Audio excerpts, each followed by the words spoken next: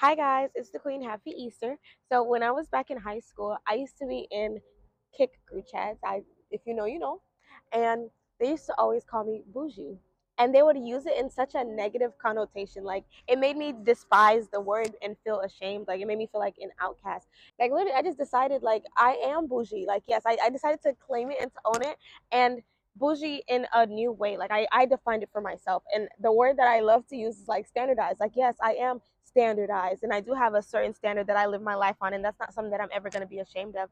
And it's the same thing that I kind of feel like I've experienced going into my Christian walk. Like people are like, wow, like, that's the Christian girl and she's a church girl and she doesn't like this thing and, she won't do that. And like they use it in such a negative connotation that makes you feel like, honestly, I felt ashamed. I felt like, well, dang, maybe I shouldn't tell people, that I'm a Christian and that I'm on this journey. I'm doing these things because it made me feel left out because, everybody's having fun and turning up and doing all these things. And it's like, I want to turn up too. It's gotten to the point now where literally like in the same way that God convicted me when people were calling me bougie, it's a standard. I've decided to live a standardized life, and in my standard I'm not alone. Like I'm never alone because I'm walking with Jesus, and as I'm walking with Jesus, he's going to bring me joy and he's going to bring fun. Like there's so much fun in this life and in this walk that people don't talk about. Like there's other things to do outside of partying, drinking, smoking that can be fun, and literally experiencing that has been such a blessing. And I just wanted to speak on that today. What better day to speak on it because it's Easter Sunday.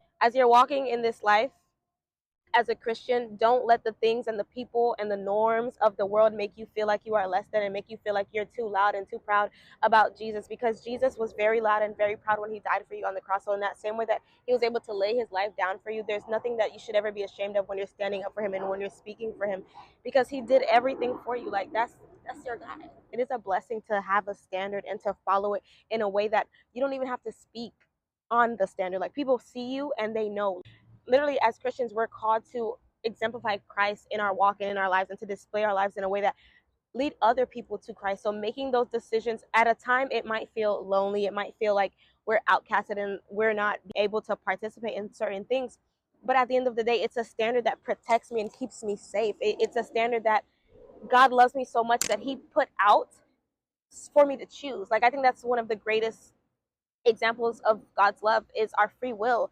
He's not a God that is a dictator that wants to like, no, you better not and you should like, no, it's you shouldn't do this thing because it's gonna bring this harm. Like he says in his word, Jeremiah 29:11, for I know the plans I have for you, plans to prosper you and not to harm you. So that's why he gives us the Ten Commandments. That's why he gives us certain things to follow and to live as a standard. And one of my favorite verses in Ephesians 6, it says, pray also for me that whenever I speak, words may be given me so that I will fearlessly make known the mystery of the gospel for which I am an ambassador in chains.